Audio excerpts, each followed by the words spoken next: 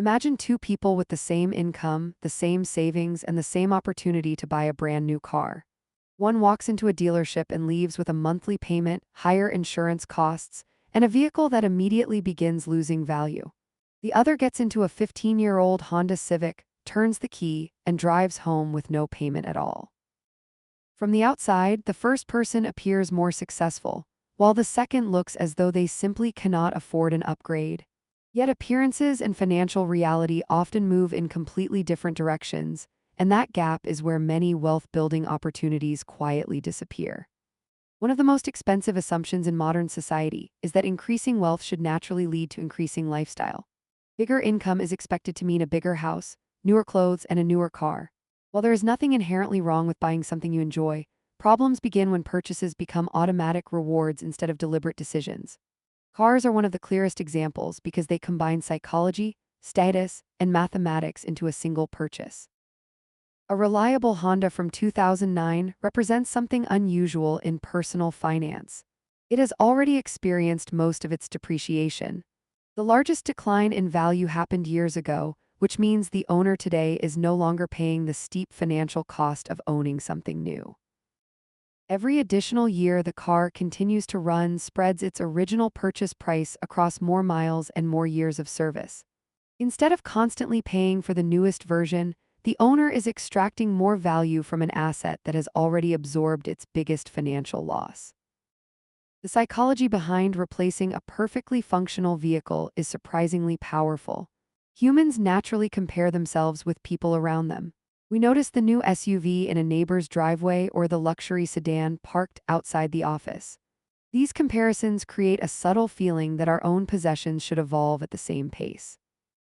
Yet comparison rarely measures financial strength. It measures visible consumption.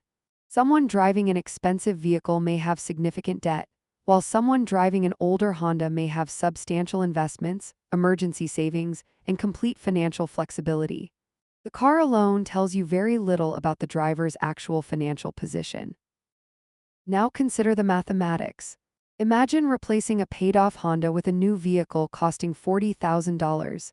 Even if you pay cash, that money no longer has the opportunity to remain invested or available for future goals. If financed, monthly payments continue reducing cash flow for years.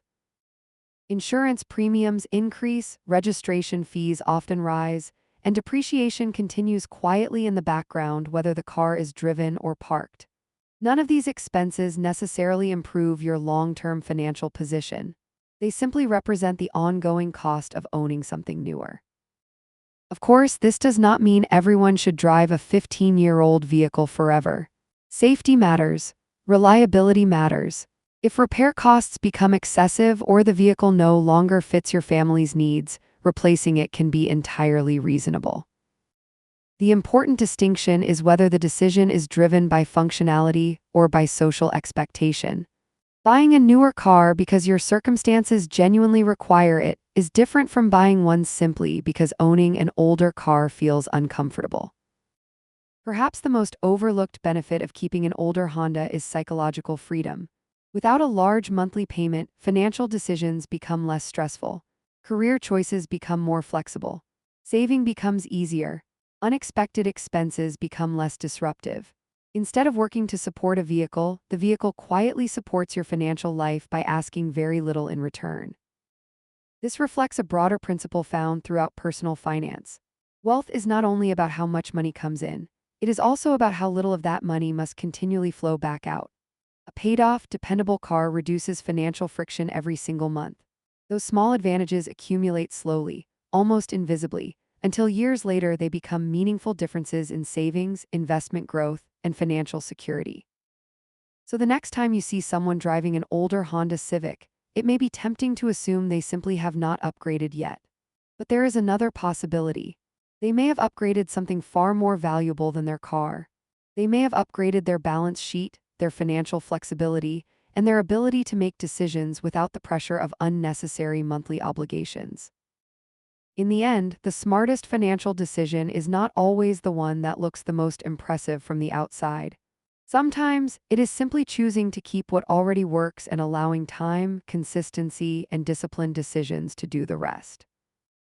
The important question is not whether you can afford something newer, but whether buying it moves you closer to the financial life you actually want. When a purchase is guided by purpose rather than comparison, it becomes a decision instead of a reaction.